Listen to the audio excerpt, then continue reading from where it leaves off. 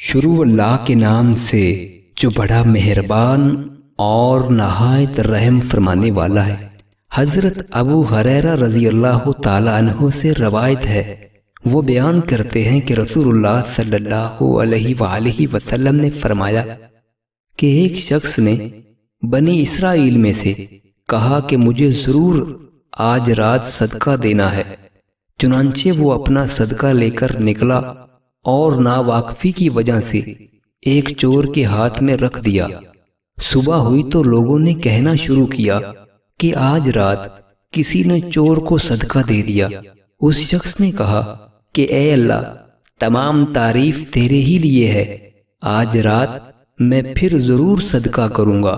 چنانچہ وہ دوبارہ صدقہ لے کر نکلا اور اس مرتبہ ایک فاحشہ کے ہاتھ میں دے آیا۔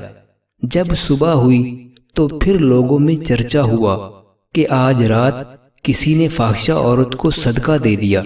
اس شخص نے کہا، اے اللہ، تمام تعریف تیرے ہی لیے ہے، میں زانیہ کو اپنا صدقہ دے آیا۔ اچھا، آج رات پھر ضرور صدقہ نکالوں گا۔ چنانچہ اپنا صدقہ لیے ہوئے وہ پھر نکلا اور اس مرتبہ ایک مالدار کے ہاتھ پر رکھ دیا۔ صبح ہوئی تو لوگوں کی زبان پر ذکر تھا کہ ایک مالدار کو کسی نے صدقہ دے دیا ہے۔